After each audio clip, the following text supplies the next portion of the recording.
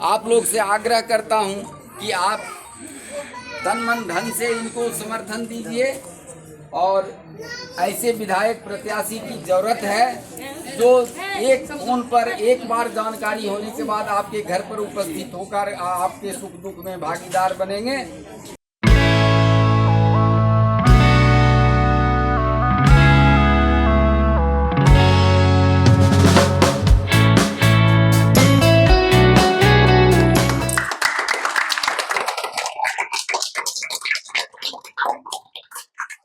और जैसा आप जानते हैं, तेघरा विधानसभा में रोजगार सृजन का काम अभी तक नहीं हुआ है।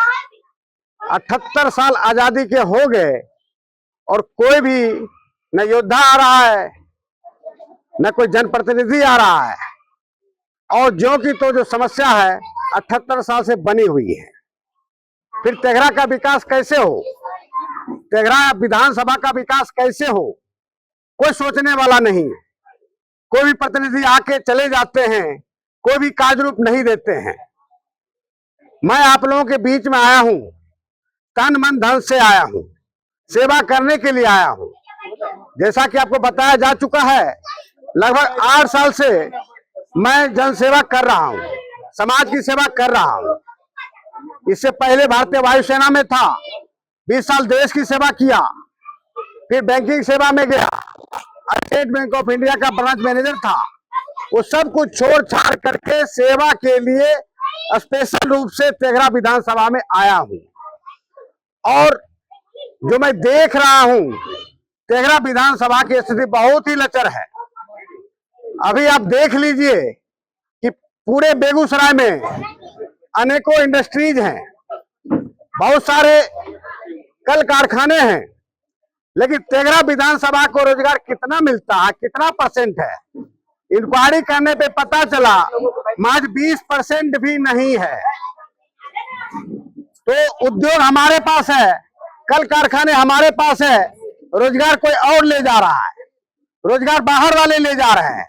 अपने गांव समाज तेघरा विधानसभा और बेगूसराय वाले को रोजगार नहीं मिल रहा है। फिर रोजगार कैसे मिले? हमारे युवक बाहर जा रहे हैं, अपने समाज को छोड़ करके, विधानसभा को छोड़ के, बेगूसराय छोड़ के और बिहार छोड़ करके, और जाते हैं कहा? दिल्ली, मुंबई, कलकत्ता, मद्रास, मुंबई, हैदराबाद, तमाम शहरों में जाते हैं। किस लिए? रोजगार पाने के लिए, क्योंकि यहाँ रोजगार नहीं है और इंडस्ट्री इतना यहाँ भरा हुआ है। अगर आप चेक करेंगे, गूगल को खंगालेंगे तो आपको मालूम होगा कि बिहार में, बेगूसराय में सबसे ज्यादा कल कारखाना है, दूसरे जिले में नहीं है इतना।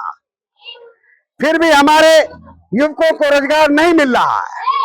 क्यों नहीं मिल रहा है? इसके पीछे जो नीति है, जो ऊपर से नीति बन के आया है सरकार का, वो नीति दोषी है। यहाँ ऑब्जेक्शन क्यों है? तो रोजगार बेगूसराय में है लेकिन मिल नहीं रहा है। ये कल कारखाने हैं, रोजगार मिलना चाहिए लेकिन मिल क्यों नहीं रहा है? इसके लिए दोषी कोई तो है। हम रोजगार मांगने जाएंगे रिफाइनरी में, फर्टिलाइजर में, थर्मल पावर स्टेशन में, आपके बगल में सब इंडस्ट्रीज है, रोजगार नहीं मिल रहा है। कॉन्ट्रैक्ट लेबर वहां काम कर रहे हैं, लेकिन बाहरी सब आ रहे हैं, साहब बन रहे हैं, बड़ा बड़ा काम मिल रहा है, उनको रोजगार मिल रहा है, लेकिन अपने जिला वाले को नहीं मिल रहा है, अपने विधानसभा वाले को नहीं मिल रहा है। बगल में पेप्सी कोला है, वहां भी मैं जाके इंक्वायरी किया, हार्डली 10% भी अपने नहीं है वहां। भाई यहाँ के आदमी को नहीं मिले, बाहर के आदमी को मिले, तो ये गलत चीज है। सबसे पहला काम यही होगा कि यहाँ के लोगों को रोजगार मिले, चाहे कितनी भी इंडस्ट्रीज हो, कितनी फैक्ट्री हो, उसको इम्प्लीमेंटेशन होना। दूसरी बात, 50% महिलाएं हैं पूरे देश में। रोजगार के लिए तो हमारे जाते हैं युवक लोग, घर से जाते हैं, पलायन करते हैं, युवती घर में रहते हैं।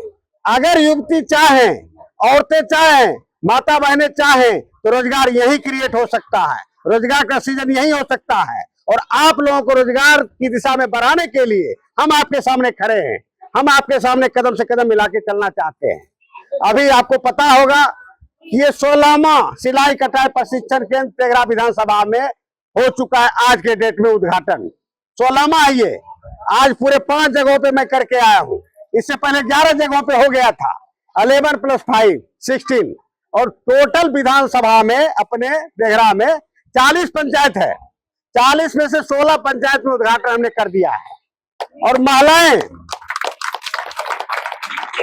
बहुत मेहनत कर रही हैं, आकांक्षाएं बढ़ गई हैं, हौसला बढ़ गया है, क्योंकि इससे रोजगार सृजन होने वाला है, इससे आप लोगों को रोजगार मिलने वाला है। रोजगार कैसे होगा ये मैं एक प्रारूप रख देता हूं। रोजगार होगा ऐसे, जब आप लोग ट्रेंड हो जाएंगे तो कुछ कुछ कपड़े आपको दिया जाएगा स्टिच करने के लिए, सिलाई करने के लिए, और जो बन के तैयार होगा प्रोडक्ट जिसको बोलते हैं, ये मार्केट में जाएगा सेल करने के लिए, बिकने के लिए, और वहां से जो फायदा होगा, मार्जिन होगा, वो आप लोगों को मिलेगा, उससे आपको सैलरी दिया जाएगा। ये बहुत बड़े रूप से प्रक्रम चलाया जा रहा है हमारे द्वारा, यानी चंद्र प्रकाश सिंह के द्वारा, जो आपके सामने है। मैं कोई नेता नहीं हूं, मैं एक बेटा हूं, बेटा बन के आपके पास आया हूं। सेवा करने का मुख्य मुद्दा है हमारा। हम आपको सेवा देना चाहते हैं, सेवा करना चाहते हैं, आपको आगे बढ़ाना चाहते हैं, तेघरा को आगे बढ़ाना चाहते हैं, तेघरा को अव्वल बनाना चाहते हैं। हमने एक सपना देखा है, सपना यह है कि तेघरा पूरे भारत में नंबर 1 हो, अव्वल हो, पूरा विधानसभा में। दूसरा मुहिम शिक्षा का अलग तो जगा रहे हैं, रोजगार सृजन का काम तो कर रहे हैं, पलायन तो रुकेगा ही रुकेगा। जो हमारे युवक हैं, घर के हैं, समाज के हैं, जो हमारे बेटा है, हमारे पति है, हमारे भाई है, हमारे बहन है, वो रोजगार सृजन में योगदान देंगे।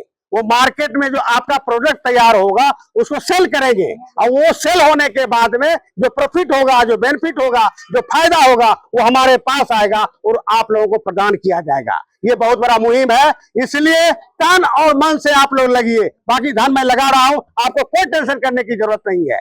सेवा मैं दूंगा, शिक्षा मैं दूंगा, प्रशिक्षक मैं नियुक्त करूंगा, प्रशिक्षक को मैं सैलरी दूंगा, और आप लोगों को सिर्फ ट्रेंड होना है, अच्छे ढंग से सीखना है, बढ़िया ढंग से सीखना है, सो दैट की मार्केट के लेवल पे हम कंपटीशन दे सके, हम जो प्रोडक्ट तैयार करें हमारा मार्केट में सप्लाई हो सके।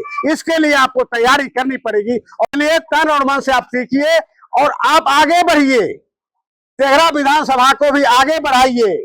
और जैसा कि मैं बता चुका हूं कि अनेकों विजन है, एक दो विजन नहीं है हमारे पास में। एक बड़ा अस्पताल भी खोलने वाला हूं, 500 बेड का अस्पताल। जो गरीब गुरबा है, जिनके पास पैसे का अभाव है, उनको मैं वहां पे दाखिला दिलवाऊंगा फ्री ऑफ कॉस्ट, एक पैसा भी नहीं लगेगा, और अच्छे से अच्छे सुविधा दे करके उनको जो है इस्तार करके और मैं उनको बाहर निकालूंगा। जय हिंद।